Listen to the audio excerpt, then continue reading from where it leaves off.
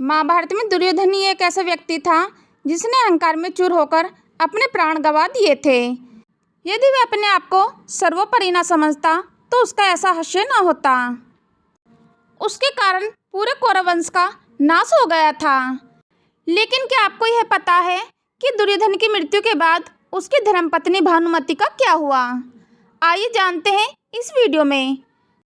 नमस्कार दोस्तों, स्वागत है आपका हमारे यूट्यूब चैनल प्राचीन स्टडी में। दोस्तों, एक बड़ी ही प्रसिद्ध कहावत है कि कहीं की ईंट कहीं का रोड़ा, भानुमति ने कुनबा जोड़ा। इस कहावत में जिस भानुमति का नाम लिया जाता है वह कोई और नहीं बल्कि दुर्योधन की पत्नी है। महाभारत ग्रंथ में बहुत सुंदर कन्याओं जैसे कुंती, द्रौपदी, गांधारी समेत कई पात्रों का जिक्र किया गया है।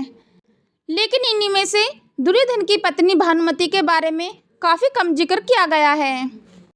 लेकिन ऐसा नहीं है कि दुर्योधन की पत्नी भानुमति का जीवन एक सामान्य स्त्री की तरह नहीं बीता था। भानुमति का महाभारत के अलावा सभी एक अलग इतिहास है। दोस्तों, भानुमति कलिंग के राजा चित्रागत की बेटी थी। पृथ्वीलोक पर द्रौपदी के बाद जो सबसे सुंदर स्त्री थी वह भानुमति ही थी। सुंदर होने के साथ साथ सुशील व चतुर भी थी तथा विनम्र स्वभाव की महिला भी। भानुमति के पिता ने उसका स्वयंवर रचाने की योजना बनाई। बता दें कि भानुमति कुंती पुत्र अर्जुन से विवाह करना चाहती थी। स्वयंवर में सभी क्षत्रियों को निमंत्रण भेजा गया। वहीं दुर्योधन भी अपने मित्र के साथ पहुंचा। मन में अर्जुन को अपना पति बनाने की इच्छा रखने वाली भानुमति उसकी प्रतीक्षा कर रही थी। लेकिन स्वयंवर में अर्जुन नहीं आए और वहां पधारे गए क्षत्रियों में से भानुमति अपना वर चुनने को मजबूर थी।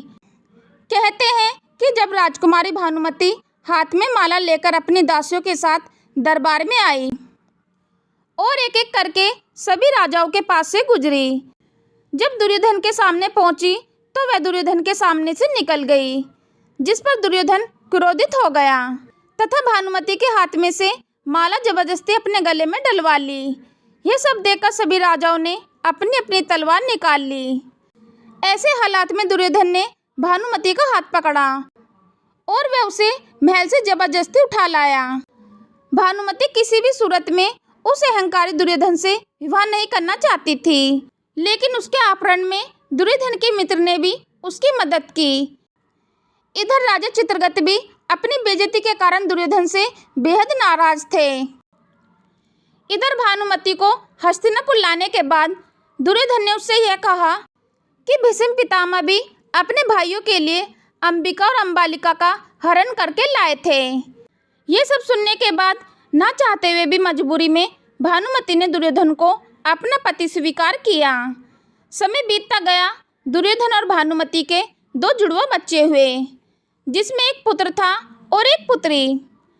भानुमति के पुत्र का नाम लक्ष्मण था, जबकि पुत्री का नाम लक्ष्मणा रखा गया था।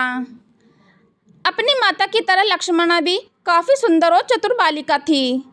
बचपन से ही एक वीरांगना की भांति अपना जीवन व्यतीत करती आ रही थी। जब वह बड़ी हुई तो एक मित्र के लिहाज से दुर्योधन ने लक्ष्मण का विवाह करने की योजना बनाई। लक्ष्मणा भी उससे विवाह करना चाहती थी, लेकिन कुरुवंश की गरिमा बनाए रखने के लिए दुर्योधन ने अपनी पुत्री के लिए एक स्वयंवर का आयोजन किया, जिसमें पहले ही तय कर दिया गया था। योजना के मुताबिक दुर्योधन ने सभी क्षत्रियों को आमंत्रित किया, किंतु दुर्योधन की यह योजना विफल हो गई क्योंकि श्री कृष्ण के पुत्र श्यामा ने लक्ष्मणा का अपहरण कर लिया था।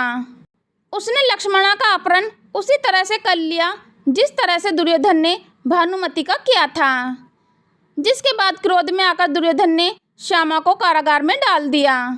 इस बात की जानकारी जब बलराम को लगी तब वे क्रोधित हो उठे और दुर्योधन पर प्रहार करने पहुँचे। बलराम का गुस्सा इतना ज़्यादा हो गया जिसे देखकर दुर्योधन के मन में भय उत्पन्न हो गया। तभी दुर्योधन अपनी पत्नी भानुमति के पास पहुँचा, क्योंकि इस गंभीर परेशानी से केवल वही दुर्योधन को बचा सकती थी। वहीं भानुमति ने बलराम से बातचीत की और पूरे विधि विधान से लक्ष्मणा की शादी श्याम के साथ संपन्न कराई।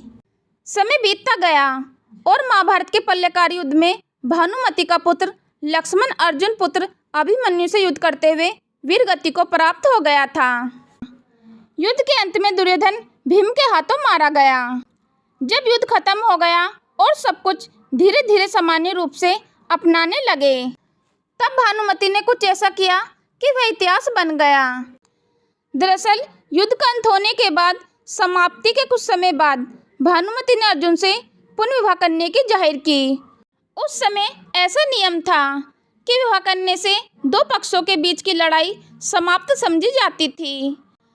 भानुमति ने यह फैसला इसलिए सुनाया है क्योंकि वह सदा सदा के लिए कौरवों और पांडवों की लड़ाई का अंत करना चाहती थी, जो भयंकर प्रलय लेकर आया था। उसके इस फैसले से पूरा परिवार एक बार फिर से एक साथ आ गया था, जिसके बाद अर्जुन ने भी भानुमति का यह प्रस्ताव स्वीकार किया और उसे अपनी 8वीं पत्नी के रूप में अपनाया। कहा जाता है कि कौरवों और पांडवों के बीच की अद्भुत लड़ाई सिर्फ भानुमति ने ही दूर की थी। इसलिए तभी से भानुमति पर यह कहावत बैठाई गई, कहीं की ईंट कहीं का रोड़ा, भानुमति ने कुनबा जोड़ा। इसके साथ ही बता दें कि भानुमति महाभारत की उन महिलाओं में भी शामिल है जो अपने अंदर कई रहस्य समेटे थे। उन चमत्कारी महिलाओं में दुर्योधन की पत्नी भानुमति का भी नाम आता है, क्योंकि वह युद्ध कला, शतरंज और कुश्ती में पारंगत थी। ऐसा कहा जाता है कि एक दिन कुश्ती में उसने दुर्योधन को भी पटकनी दे दी थी। ऐसा कहा जाता है कि भानुमति का गठन के साथ अच्छा संबंध था। दोनों की मित्रता काफ़ी प्रसिद्ध थी। तो मित्रों, आपने जाना कि दुर्योधन की मृत्यु के बाद उसकी पत्नी भानुमति का क्या हुआ।